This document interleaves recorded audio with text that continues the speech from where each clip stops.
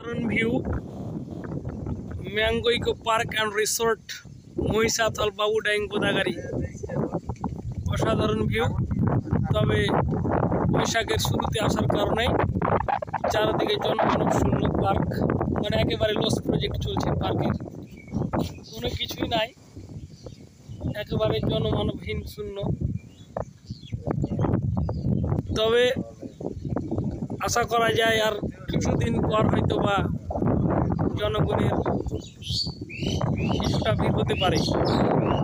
তো পার্কটি মোটামুটি বরেন্দ্র এলাকায় হওয়াতে মেন রাস্তা কোনো নাই, মাটির রাস্তা দিয়ে আসতে হবে।